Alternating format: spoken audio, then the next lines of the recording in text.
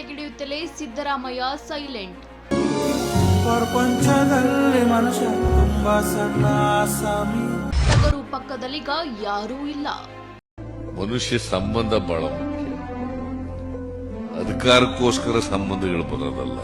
S ವೀಕ್ಷಕರೇ, ಕರ್ನಾಟಕ ರಾಜಕಾರಣದಲ್ಲಿ high drama ಅಂತ್ಯವಾಗಿ Siddaramaiah ಕೊನೆಗೂ ತಮ್ಮ ಸಿಎಂ ಸ್ಥಾನಕ್ಕೆ ರಾಜೀನಾಮೆ ನೀಡಿದ್ದಾರೆ. ಆದರೆ ಸಿದ್ದು ಕುರ್ಚಿ ಇಳಿಯುತ್ತಿದ್ದಂತೆ ಕೈಪಾಳ್ಯದಲ್ಲಿ ಹೊಗೆಯಾಡುತ್ತಿದ್ದ ಅಸಮಾಧಾನ ಈಗ ಜ್ವಾಲೆಯಾಗುತ್ತಿದೆಯಾ? ಹೈಕಮಾಂಡ್ ಆದೇಶದಂತೆ ಸಿದ್ದರಾಮಯ್ಯ ಅಧಿಕಾರ ಬಿಟ್ಟುಕೊಟ್ಟ ಬೆನ್ನಲ್ಲೇ ಹೊಸ ಸಿಎಂ ಡಿಕೆ ಶಿವಕುಮಾರ್ ಮತ್ತು ಅವರ ಬೆಂಬಲಿತ ಶಾಸಕರು ಸಿದ್ದರಾಮಯ್ಯ ಅವರನ್ನ ಟಾರ್ಗೆಟ್ ಮಾಡುತ್ತಿದ್ದಾರಾ? ಅಹಿಂದ ನಾಯಕನಿಗೆ ಒಳಗೊಳಗೆ ಅವಮಾನ ಮಾಡಲಾಗ್ತಿದ್ಯಾ? ಸಿದ್ದು ಆಪ್ತರನ್ನು ಮೂಲೆಗುಂಪು ಮಾಡಲು ನವ ನಾಯಕರ ಪಡೆ ಸ್ಕೆಚ್ ಹಾಕಿದ್ಯಾ? ಇದೆಲ್ಲ ಮಾಹಿತಿಯನ್ನ ನೋಡ್ತಾ ಹೋಗೋಣ.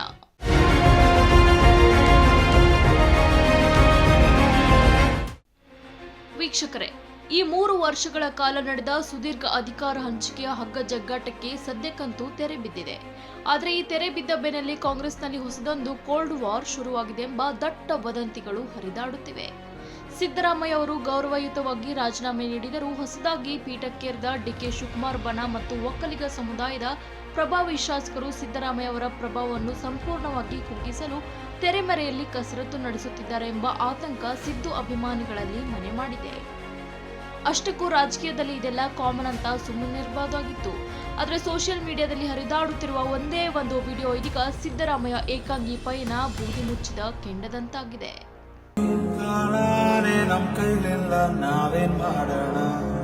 ಹೊರ ನೋಟಕ್ಕೆ ಡಿಕೆ ಶಿವಕುಮಾರ್ ಅವರು ಸಿದ್ದರಾಮಯ್ಯ ಅವರ ಕಾಲಿಗೆ ಬಿದ್ದು ಆಶೀರ್ವಾದ ಪಡೆದಿದ್ರು.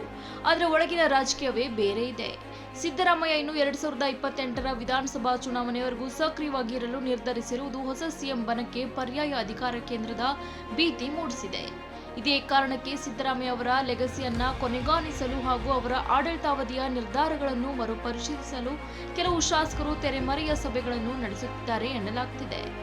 ಇದು ಸಿದ್ದು ಬೆಂಬಲಿಗರನ್ನು ಕೆರಳಿಸಿದ್ದು, ಒಂದು ವೇಳೆ ಅಹಿಂದ ನಾಯಕನಿಗೆ ಅವಮಾನವಾದರೆ ಸರ್ಕಾರಕ್ಕೆ ಉಳಿಗಾಲವಿಲ್ಲ ಎಂದು ಎಚ್ಚರಿಸುತ್ತಿದ್ದಾರೆ.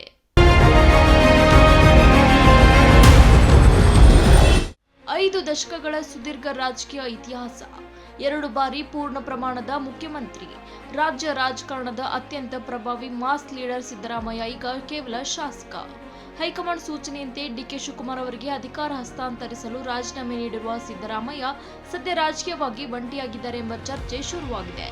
ಮೊನ್ನೆಯವರೆಗೂ ಸಿಎಂ ನಿವಾಸದ ಮುಂದೆ ಜೈಕಾರ ಹಾಕುತ್ತಿದ್ದ ನಾಯಕರು, ಸಚಿವಾಕಾಂಕ್ಷಿಗಳು ಈಗ ಹೊಸ ಸಿಎಂ ನಿವಾಸದತ್ತ ಮುಖ ಮಾಡಿದ್ದಾರೆ.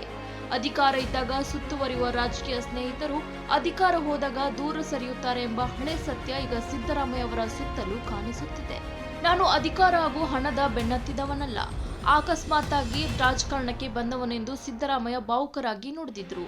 ರಾಜೀನಾಮೆ ನಂತರ ಅವರು ರಾಜಕೀಯ ವಲಯದಲ್ಲಿ ಏಕಾಂಗಿಯಾಗಿ ಕಾಣಿಸುತ್ತಿರಬಹುದು, ಆದರೆ ಜನರ ಹೃದಯದಲ್ಲಿ ಅಲ್ಲ.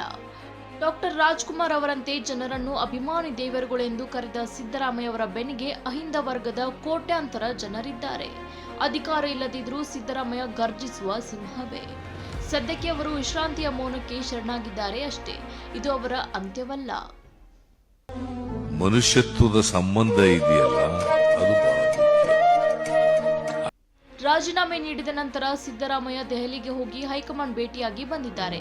ತಾವು ರಾಷ್ಟ್ರ ರಾಜಕಾರಣಕ್ಕೆ ಹೋಗಲ್ಲ, ರಾಜ್ಯ ರಾಜಕಾರಣದಲ್ಲಿ ಇರುತ್ತೇನೆ ಎಂದು ಸ್ಪಷ್ಟಪಡಿಸಿದ್ದಾರೆ. ಹಾಗಾದ್ರೆ ಸಿದ್ದರಾಮಯ್ಯ ಅವರ ಮುಂದಿನ ಹೆಜ್ಜೆ ಏನು? ಅವರು ನಿಜವಾಗಿಯೂ ಏಕಾಂಗಿಯಾಗಿದ್ದಾರಾ? ಖಂಡಿತ ಇಲ್ಲ. ಸದ್ಯದ ಪರಿಸ್ಥಿತಿಯಲ್ಲಿ ಹೊಸ ಸರ್ಕಾರ ರಚನೆ ಮತ್ತು ಸಚಿವ ಸಂಪುಟದ ಗೊಂದಲಗಳನ್ನು ಅವರು ದೂರ ನಿಂತು ಗಮನಿಸುತ್ತಿದ್ದಾರೆ. ಪಕ್ಷದಲ್ಲಿ ತಮ್ಮ ಆಪ್ತರಿಗೆ ಸೂಕ್ತ ಸ್ಥಾನಮಾನ ಕೊಡಿಸಲು ತೆರೆಮರೆಯಲ್ಲೇ ಮಾಸ್ಟರ್ ಪ್ಲಾನ್ ರೂಪಿಸುತ್ತಿದ್ದಾರೆ. ಇದು ಹುಲಿ ಹೆಜ್ಜೆ ಇಡಲು 2 ಹೆಜ್ಜೆ ಹಿಂದೆ ಸರಿದಂತೆ. ಒಟ್ಟಿನಲ್ಲಿ ಸಿಎಂ ಕುರ್ಚಿಯ ಬದಲಾವಣೆ ಸುಸೂತ್ರವಾಗಿ ನಡೆದಂತೆ ಕಂಡರೂ ಸಿದ್ದರಾಮಯ್ಯ ಅವರ ದೆಹಲಿ ನಿರಾಕರಣೆ ಮತ್ತು ಕರ್ನಾಟಕದಲ್ಲಿ ಉಳಿಯುವ ಪಟ್ಟು ಡಿಕೆಶಿ ಪಾಳೆಯಕ್ಕೆ ನುಂಗಲಾರದ ತುತ್ತಾಗಿದೆ. ಸಿದ್ದರಾಮಯ್ಯ ಎಂಬ ನಾಯಕನನ್ನು ಅಷ್ಟು ಸುಲಭವಾಗಿ ಏಕಾಂಗಿ ಮಾಡಲು ಸಾಧ್ಯವಿಲ್ಲ. ಅಧಿಕಾರ ಇರಲಿ ಇಲ್ಲದಿರಲಿ, ಅವರ ಮಾತಿಗಿರುವ ತೂಕ, ನಡಿಗೆಯ ಗತ್ತು ಹಾಗೆ ಇರಲಿದೆ. ಹೊಸ ಸಿಎಂ ಡಿಕೆ ಶಿವಕುಮಾರ್ ಅವರ ಆಡಳಿತದ ನಡುವೆ ಸಿದ್ದರಾಮಯ್ಯ ಅವರ ಈ ಮೌನ ಮತ್ತು ಒಂಟಿತನ ಮುಂದಿನ ದಿನಗಳಲ್ಲಿ ಯಾವ ರೀತಿ ತಿರುವು ಪಡೆದುಕೊಳ್ಳಲಿದೆ ಎಂಬುದನ್ನು ಕಾದು ನೋಡಬೇಕಿದೆ. ನಿರಂತರ ಅಪ್ಡೇಟ್ಸ್ಗಳಿಗಾಗಿ ನೋಡ್ತಾ ಇರಿ ಸೆಂಚುರಿ ಟಿವಿ, ಬದಲಾವಣೆ ಕಡೆ ನಮ್ಮ ನಡೆ. ಸೆಂಚುರಿ ಟಿವಿ ಕನ್ನಡ ಚಾನಲ್ ಅನ್ನು ಸಬ್ಸ್ಕ್ರೈಬ್ ಮಾಡಿ, ಲೈಕ್ ಮಾಡಿ, ಕಾಮೆಂಟ್ ಮಾಡಿ, ಶೇರ್ ಮಾಡಿ.